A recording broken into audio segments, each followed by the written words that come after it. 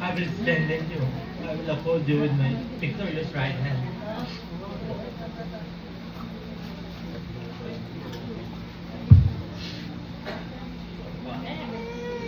Sa dami ng pinagdaanan ng kapatid ko,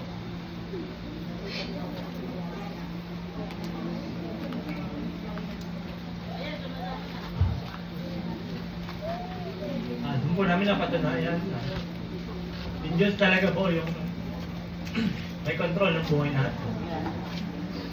Sa kabila ng nakikita natin na hirap, sakit, o kaya kumbaga sa paningin ng tao, negative lahat ng nangyayari. Pero sa buhay natin ito po napatunayan na mas lalong yung Diyos talaga yung dapat nating panindigan, lapitan, at i-entrance ang ating buhay dahil yung Diyos yung may control ng lahat.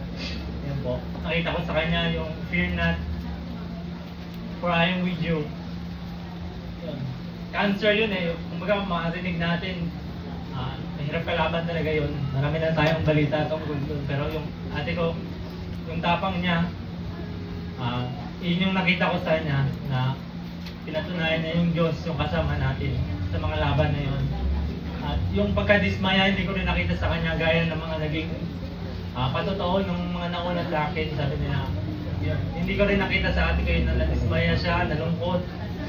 Pagpus, yun nga gaya sabi nila, naging kalakasan pa ng iba yung buhay ng ate ko. At ayun, sa pamilya namin talagang siya yung naging kalakasan namin. At sa panahon na merong naliligaw, merong nalulungkot, merong nagkakamali, unang-una yung ate ko, yung si Ate Lynn, yung unang tatawag sa amin, talagang kaya po i-rebuke niya kami, tapos papaalalahanan ng salita ng Diyos.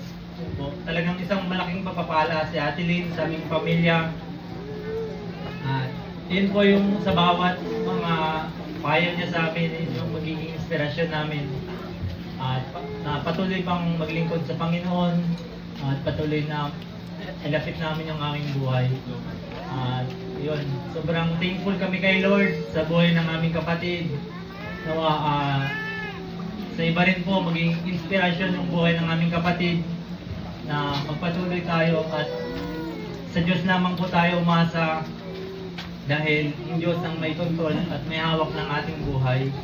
At sa gabing ito, nais ko na rin pong kunin yung pagkakataon na pasalamatan ang lahat po na tumulong simula sa umpisa na naging laban ni Ate Lynn, sa mga doctors po na tumulong sa kanyang mga kasamahan sa PGH, sa mga donors na tumutulong sa mga gastusin, kasi hindi din po biro yon, pero yung Diyos pa rin yung nagpo-provide ng magiging ng mga donors, ng mga doktor na tutulong sa kanya.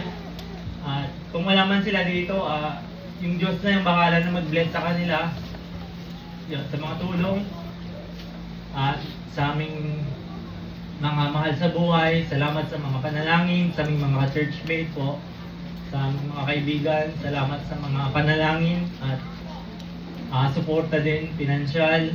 Salamat po sa aming mga kamag-anak, sa mga tulong. At higit sa lahat, salamat sa Panginoon po sa buhay ng aming kapatid. Sa Diyos po ang lahat ng kapatid.